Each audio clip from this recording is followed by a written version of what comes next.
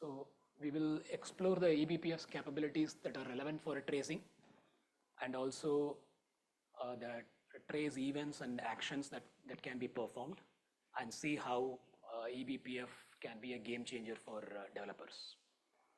And then we will also go over the tools that can be used, the front ends that can be used for developing eBPF based tracing tools.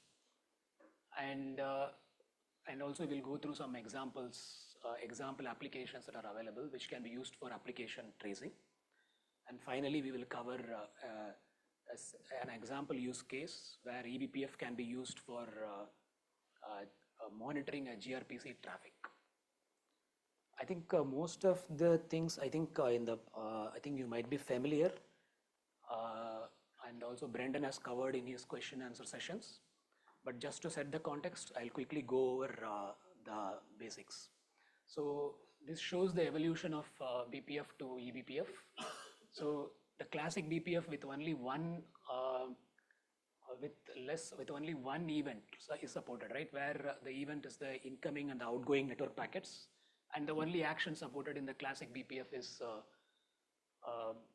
the packet filtering. So later, when it was extended, right, to the BPF, it extends the BPF's capability, eBPF, it extends the capabilities of BPF beyond the packet filtering to encompass networking, security, and tracing and monitoring. So the diagram below shows here the tracing event sources to which we can attach the BPF programs.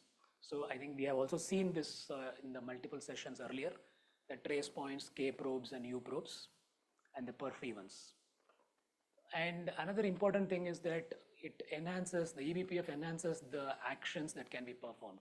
So by providing the BPF maps, we can do the histogram summarization. It provides a rich set of data structures to do the histogram summarization, measuring the latency, and then get the application level and kernel level stack traces. So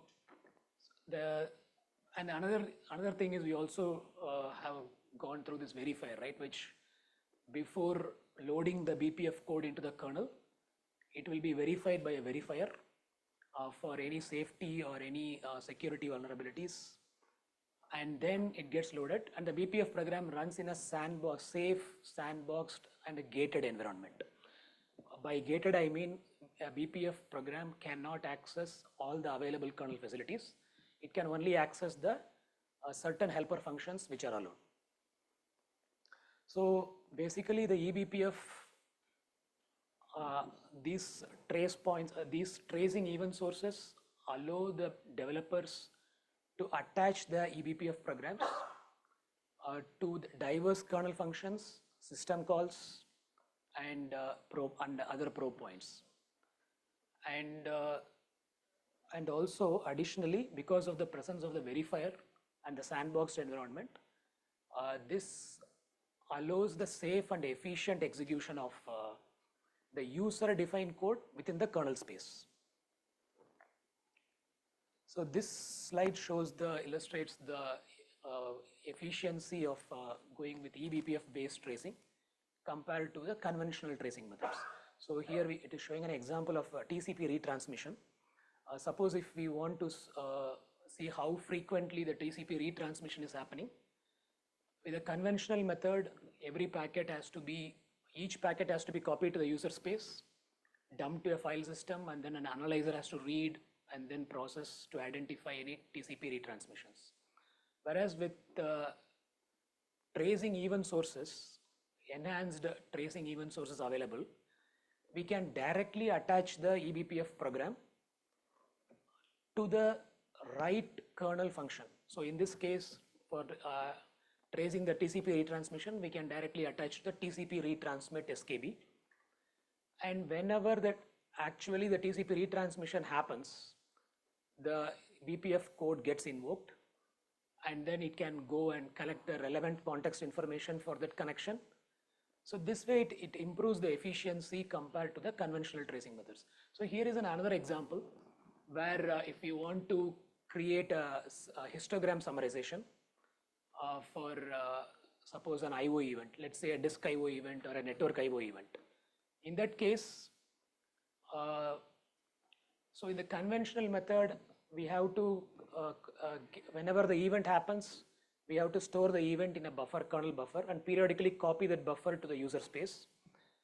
And then the user space application has to step through each and every event and then collect the relevant information from the event metadata and then create the histogram.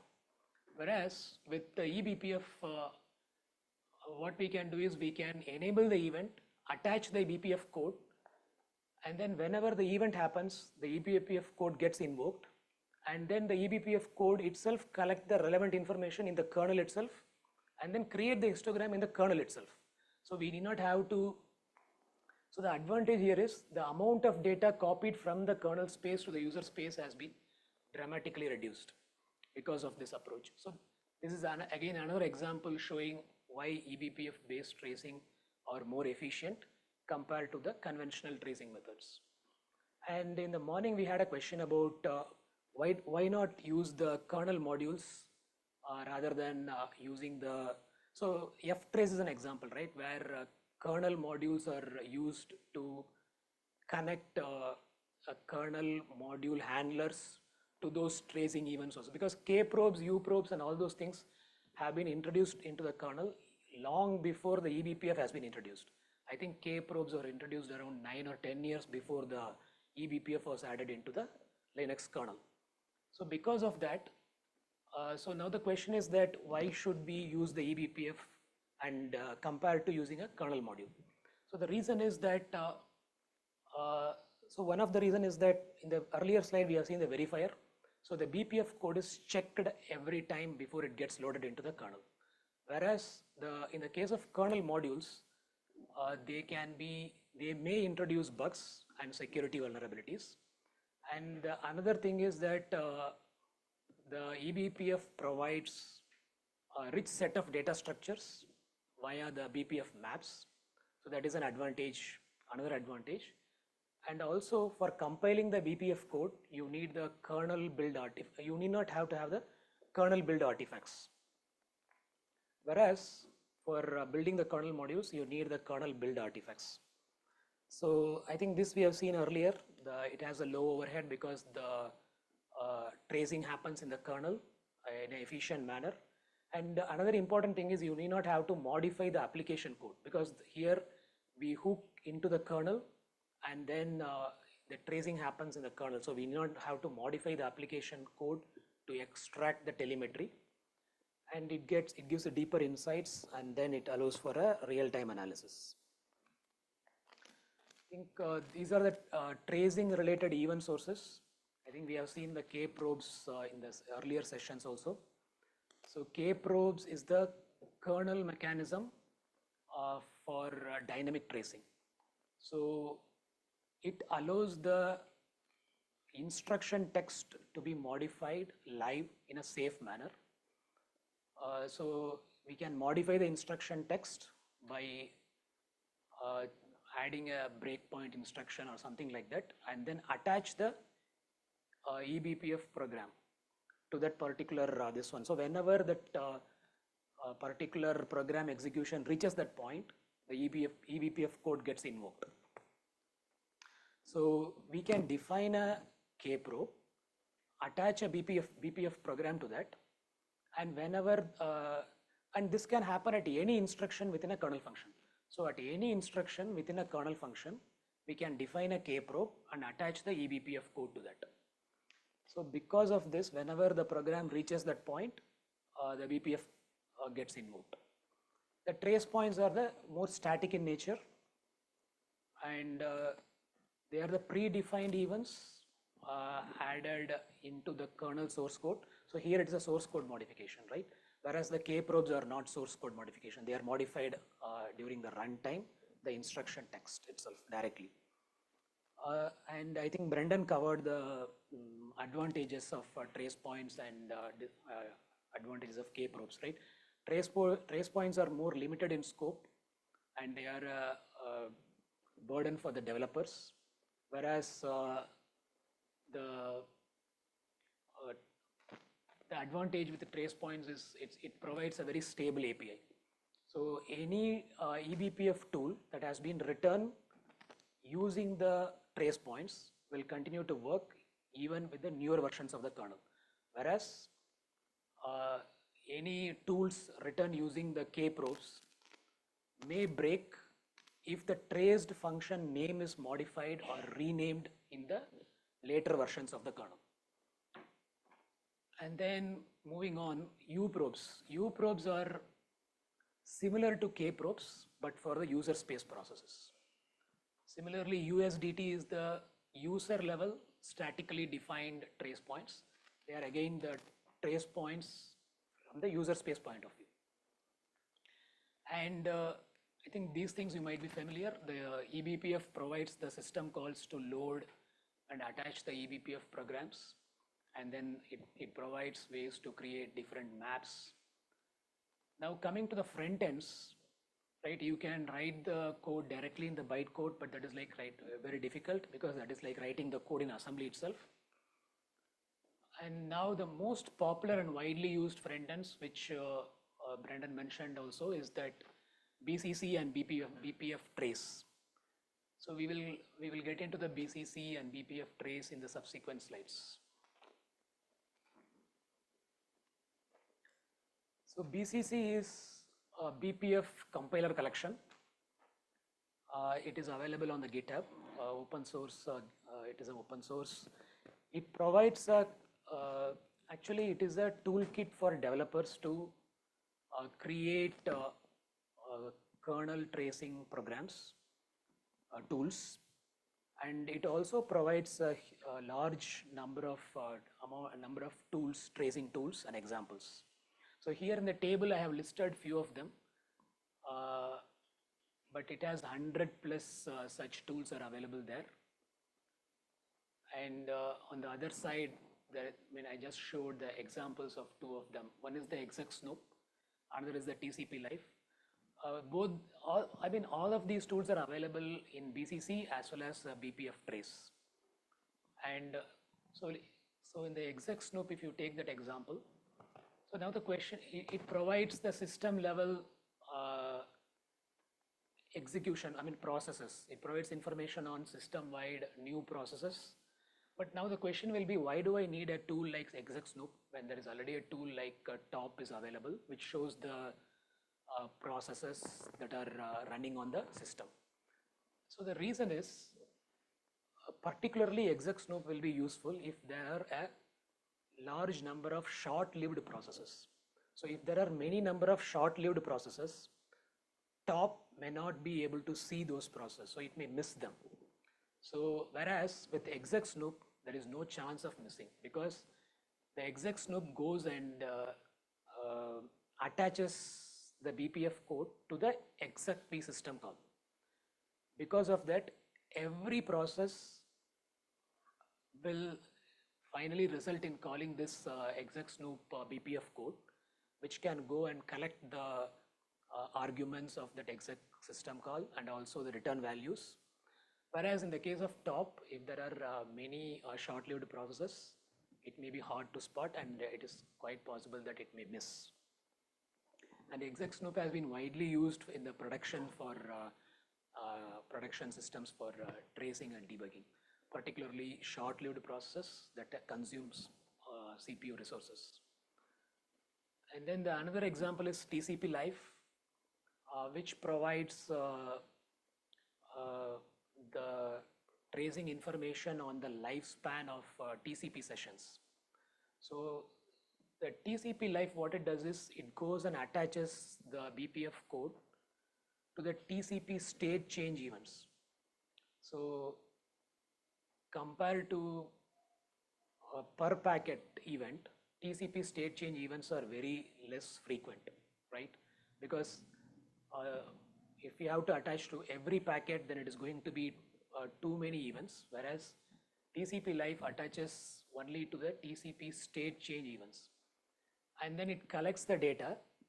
And finally, when the TCP state changes to TCP close, it gets the summary detail and then updates into the BPF map. So this greatly increases the efficiency, whereas compared to the per packet sniffers. So you can see the TCP life provides the duration of the TCP session, the throughput, and also the address informations, and then the PID, process ID, and the command that has created the session. So as Brendan mentioned in the morning, right, the recommendation is always try to use the tools which are available as part of BCC or BPF trace as much as possible. So you just install the BCC, you get the tools, and then you start using them. Only start writing your own code using BCC only if you really need them. Otherwise, most of the requirements can be satisfied by already existing tools. So here I have just shown an example of writing a tracing tool using the BCC. So the actual BPF code that runs inside the kernel has to be written in C, and the front end that is responsible for loading the BPF code and then interacting with that BPF, retrieving the data and then display them, right? That front end can be written in Python or any other standard interface BCC provides. So I think Go interface is available. Similarly, Rust interface is also available. So this shows an example where we can hook the BPF code into a EXEC system call, exec system call, and then collect the information. So we use a ring buffer to transfer the information between the BPF code and the front-end application. So here you can see at the bottom, right, which is in the black, that is the front-end part, and the one which is in the red is the actual eBPF code that runs inside the kernel. Now this, you can see that it is attaching to a kprobe, attaching the trace EXEC function into the EXEC kprobe system call using the kprobe. And in the actual BPF code, trace EXEC function, if you see, we are calling the helper functions. So it gets, so whenever the process, an application and comes and executes a process, the exec system call is called, and the eBPF code gets invoked. So you can see here, right, the kprobe event triggers and the eBPF code gets executed, and it collects the relevant information. So here it collects the PID, the user ID, and the command. So there are many other helper functions, but those helper functions are specific to a particular kind of trace points or particular type of event source and the type of the program. So for example, you can also even get the task struct from the kernel, and then you can retrieve some of the fields from the task struct itself. But you have to be careful when you retrieve those structures from the kernel, because if those structures later gets changed in the future versions of the kernel, then your tool may not work, or it may give a wrong information, because it uses that offset to get that structure values. So I think that is why we are having the BTF, the BPF type format is coming. But I think here all we need to see is that these are the helper functions to get the metadata, and then finally it puts those collected information to the ring buffer, and then finally it will be polled by the application continuously, and whenever data is available in the ring buffer, it uses that callback function and print those events and print those data, whatever has been collected.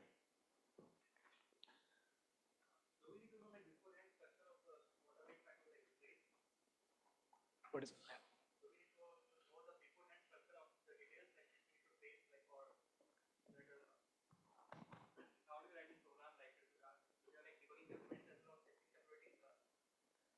No, actually, as I mentioned earlier, right, the trace events, whatever I have shown, you can connect your BPF program to any of those trace events. Depending on the trace event and the type of the program, I have shown in the previous slide the type of the programs, right? The kernel allows certain helper functions to be called by the BPF code. So you can call those helper functions and then collect the relevant information. You can do filtering and other things, process that, and then finally put that into the BPF map for the application to consume.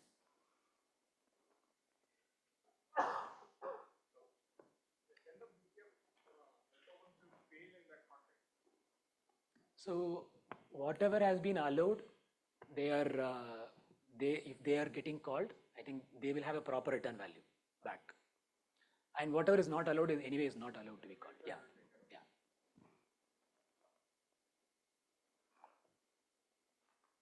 So moving on, BPF trace is more like a high-level tracing language. So if you need a comparison, right?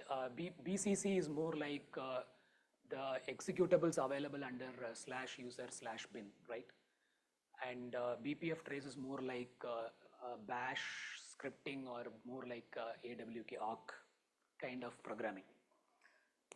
Both achieves the same thing. You can connect, attach your BPF program to the tracing event sources using BCC as well as BPF trace. So both does the same type of functionality, but this gives a higher level tracing language. So here, normally the recommendation is BPF trace is ideal for ad hoc kind of instrumentation, and where you can write powerful custom one-liners. And BCC is more like whenever you want to write a complex tool or a daemon kind of thing, then go with the BCC. Otherwise, you can maybe you can start with the BPF trace, and once you get some more inputs and datas, then probably you can move that into a BCC based tool. And internally, the BPF trace uses the libraries, the BCC libraries. And here I have shown some examples. Again, on the right, it is showing a BPF trace example to identify processes that are getting killed because of out of memory. So again, it uses a kprobe and attaches to the OOM kill process function in the kernel. And whenever the process gets killed because of out of memory, this goes and collects, this goes and gets the proper metadata information. So it gets what is the process that is triggering the out of memory kill and which process is getting killed. So that information it is collecting. Along with that, it is also printing the what is the load at that point in time when the OOM kill happened in the system. So the BPF trace, there are built-in variables which you can use. For example, to get the time, to get the PID, to get the UID, for all those things, there are built-in variables available which you can use. And on the other side, I have shown some one-liners, right, which can be tried and tested immediately. No need to compile or do anything. We can just, like writing a shell command, you can just write this and then try this out. So it shows an example about the processes. Again, the same thing, right? Whenever it attaches to the open system call. Similarly, at the bottom, it is attaching to the exec system call to see how which processes are executing on the CPU. And this is another example. So where we can use the BPF trace to create the histograms. So BIO latency is the block IO latency, and it attaches to the, so one important thing here is that, so this is the format here, right? The format for the BPF traces, you specify what is the probe you want to attach to and specify any filters, and then that's the action. So in this example, in the BIO latency, so it is attaching to the, whenever the IO block IO starts, it goes and attaches to that kprobe. So right, whenever the block IO starts, it goes and gets the time. What is the time at that point? So this at start is the BPF map variable, and then it's a key value pair kind of thing, right? So it stores the argument, first argument of that BLK account IO start as the key, and then take the time as the value.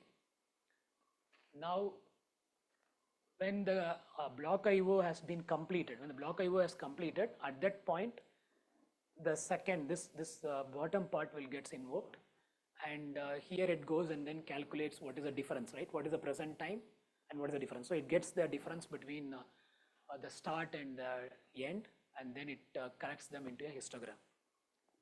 So this is how it collects the histogram data. And finally, when the application wants, it goes and reads that histogram from the BPF histogram map, and then it displays it like this. So any questions before I? From online, there's a question from Arjun, but basically 3 questions. Where actually is the output of the BPF trace program saved in the system? Is it actually dumped on the screen or it is saved somewhere? It's dumped on the screen. It's dumped on the screen. And having multiple probes, like 40 probes in a single BPF trace program, affect the tracing capabilities? No, that's why I told, right? These probes only get invoked when they are actually called by the kernel, right? Otherwise, they don't get called. So, for example, in the TCP retransmission case, only when the retransmission happens, at that time only this gets invoked. At that time only the BPF code gets invoked. Yeah. And so what's the recommendation? Having multiple BPF trace programs in a single program, or have multiple programs with lesser number of So here we have seen an example, right, where we are connecting to 2 different K probes in the BIO latency. So I don't think that matters. But the problem is, if that particular event happens more frequently, for example, scheduler event, if you take, and if you go and attach to a scheduler event, which will be very frequent, in that cases, it will be a problem. Thank you. So has anybody used, how many of you have used the flame graphs? Quite a bit. So flame graphs are the visualization tool for application profiling. So I think you might, most of you might be familiar with the application profiling. So there are 2 types of profiling. So profilers are available, tracing profilers and sampling profilers. Tracing profilers collect every call flow, because we need profiling. We have to profile the applications to identify where our application is spending time, which part of our application is spending time on the CPU. That will give us an idea where we need to look for optimization, which part of our application we need to optimize so that we run better. So tracing profilers are very heavy, whereas sampling profilers, they go and then periodically they go and collect the stack traces. This is not an accurate thing, but it statistically it provides a approximation. So here I am showing an example where the stack part of the stack trace. This is a very simple stack trace, and it is very easy to identify what is happening from this part itself, right? Whatever it is. From there we can see 70% of the time the code is spending doing work with matrix multiply function, in the matrix multiply function. So from this we can clearly say that for this application, if we have to do any optimization, the optimization has to happen in the matrix multiply function. It is spending 5 minutes on preparing, but other than that, we have to optimize the core of the matrix multiply function. But when we collect this stack trace periodically, for example, if we collect the stack trace for every 10 milliseconds, then the amount of stack trace that gets collected or dumped will be too much, and it will be very difficult to infer what is happening in the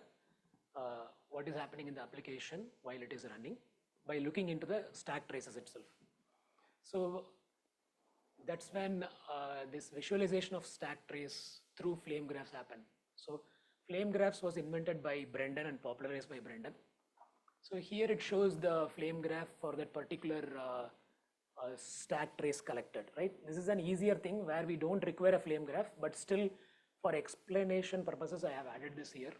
So here we can see that the matrix multiply is taking 70% of time. So basically what is being represented in the flame graph is each box in the flame graph represents a function. So main, compute, matrix, multiply. So each box in the flame graph represents a function, and the y-axis represents the stack depth. So if you see from the bottom up, you can see how the call flow has happened. Similarly, the x-axis is not actually the passage of time like any other graphs. Here it is more like collecting these functions in alphabetical manner.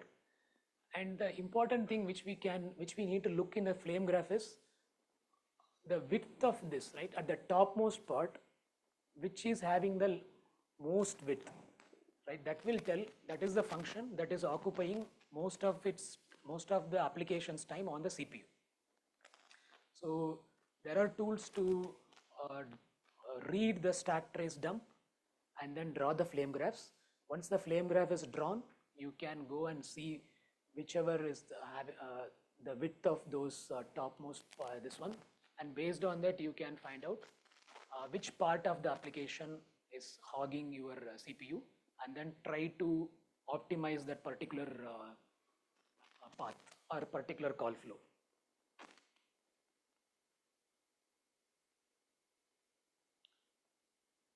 So any questions on that?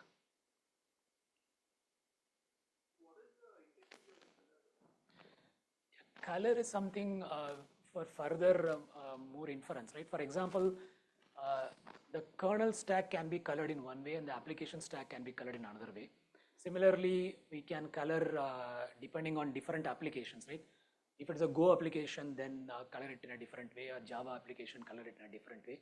So that is to identify further more, right? Which part of the application is holding the CPU.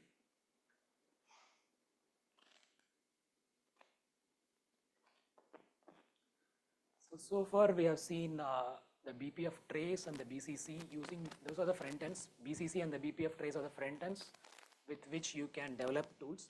But there are applications, right? Tracing applications which are available as open source. So I have listed some of them, but you can go to this ebpf.io/applications where many of such applications are listed. So here I have listed some of them which are relevant, which are more related to the observability and tracing. So Pixie is one of the open source observability tool. So Pixie, again, all these tools uses eBPF, right? And Pixie, in addition to using eBPF, it collects the data specific to a particular container, particular pod kind of thing. So it gets the telemetry and then make sure that the telemetry specific to a particular container or a particular pod. So it can give a container specific telemetry or a pod specific telemetry after collecting them using eBPF. Similarly, Pyroscope is another thing where it uses the sampling profiling profiler, collects the stack trace, and then uses them to display as a flame graph. And also it has some of the tools has automated way of identifying what is happening in the flame from the flame graph. So all these tools, right, they basically use the BPF the way we discussed earlier. So they inject the eBPF code. For example, Pixie provides a scriptable way to inject your own eBPF code and then collect the telemetry. So without modifying the application, we can inject the eBPF code and then collect application specific telemetry. Similarly, this shows so continuous profiling, right, where it gets continuously collects the periodically samples the stack trace and then dumps it, and then the visualizer will go and read and then shows them as a flame graph continuously. So these tools, most of these tools has this capability. So any questions? I think this is the last one, which we will cover an example use case of using eBPF to monitor the gRPC. Okay, so you all, I think most of you might have used the gRPC. gRPC is very efficient. But the important thing here is gRPC uses HTTP2, And the HTTP2 uses the header compression. So it uses the HPAC header compression. So the gRPC goes through this gRPC Go core or whatever, in whatever language you write it. So it generates the application layer. And then after that, it goes through the HTTP2. And when it comes out of the HTTP2, the headers are compressed. Right now, we cannot use a packet sniffer to look into the gRPC traffic. The reason is whatever head, because most of the information are in the header, right? So we need the header data. Because of that, the packet sniffers will not be useful. But the point is, if we have to use a packet sniffer, we have to sniff the entire session. We have to start sniffing from the moment the gRPC session is established. Then only we will get to know those how the header is getting compressed, and then use that to decipher the compressed HTTP2 headers in the subsequent packets. So now with eBPF, we need not have to trace the entire gRPC session. Instead, we can start the tracing or monitoring in between, and then we can get to know what actually is happening. We can get to know the header fields. So that's where we are using the uprobes here. So gRPC from the application, it goes into the gRPC library, and then it goes into the kernel, right? So the HTTP2 is sitting in between here, right? And this is the gRPC library. So in this place, the headers are not compressed. Once it gets into the HTTP, then the headers are compressed. So we use the uprobes and also the kprobes here, because we need to know when the packets are arriving. So for that, we use the kprobes, and then the uprobes in the gRPC library, and then from both of them, we attach the BPF code. And then whenever a packet is sent, before it is passed into the HTTP2 layer, the BPF code will go and collect the relevant header information. And from that, we should be able to see what is happening in the gRPC. We can monitor the gRPC traffic. I think this has been integrated into Pixie, and you can, I think there is a blog is also available, and this is available as an open source now.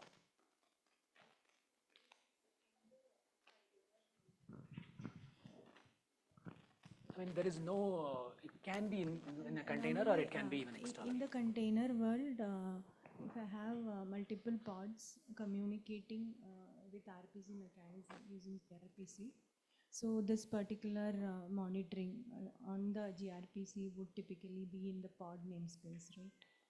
Yes. Thank you.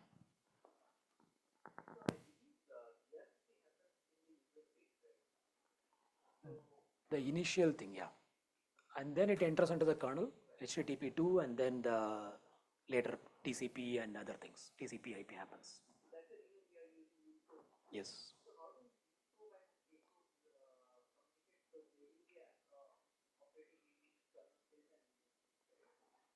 Yeah, so we attach the BPF code in a user application, right? So we go and modify that user space instruction text live, and when that program execution reaches that point, it will invoke the BPF code and it will jump into the kernel, and then the BPF code runs there, right? And then it goes and collects the data from the user space, and then transfers the control back to the user space. Yes. So data copy is required just to get the context information. So suppose I need the header information here, right? So for that reason, we need to go and collect the data from the user space. So yeah, it has an overhead, because it has to, there is a context switch, and then the context switch back out, right? So there is an overhead. That's why it can be enabled whenever it is required. It need not be always be on.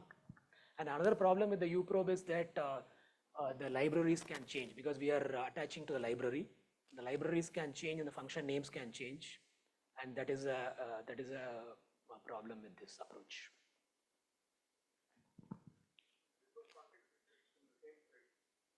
Yeah, this happens in the same thread, but for executing the BPF code, we are attaching a BPF code there. So for executing the BPF code cannot execute in the user space. So because BPF executes in the kernel in a sandboxed environment, right? So for that reason, we just put a breakpoint, and that breakpoint transfers control to the kernel space. So we usually talk about using K probes and U probes in the same breath, right? Like, but the performance implications of U probes are 10x or 20x or 50x worse. Agreed. So the eBPF code is executing in the kernel space, and the context switching happens on every event. Yes. The second is the risk there is, in this context, what information is additionally added, or what kind of augmentation is done by the eBPF K probes? Because gRPC library will have 100% of all the information that the K probes have, right? Like, yeah. So there were some issues in connecting because the gRPC library, they have some inline functions. So where we will not be able to hook into the U probes in every place. Yeah. Right. So that's where this K probes is coming into picture. Yeah, U probes have a lot of limitations in that space, right? It has to be a dynamic library, symbols have to be enabled, and things like that, and the performance overhead. And the other part is the security issues as well. If we enable U probes, and U probes are disabled in a lot of production systems, primarily because of the security issues, because you have access to unencrypted SSL traffic using U probes, which means it's not only you, anyone else can leverage that as well. That's right. And sorry? Yeah. So we assume privileged attacker. We assume privileged attacker in most of these cases. One more point is so U probes context switching problem is essentially handled by BPF time. So the eBPF U probes has a problem that eBPF bytecode is actually executing in the kernel space, and the context switching has to be done. Like the event has to be sent to the user space. So for everything that gets sent to the user space, there is a context switching. eBPF time fundamentally solves this problem. eBPF time is a very interesting project that Brandon talked about as well. That basically removes the overhead that is usually associated, but then it requires change into the application itself. There are some pros and cons in both the directions. Yeah, I think I agree. The U probe has a lot of this one. We will not be able to attach everywhere, but I think for tracing in between for a small amount of time, I think this can be used. Thank you. I think that's it. I have any other questions?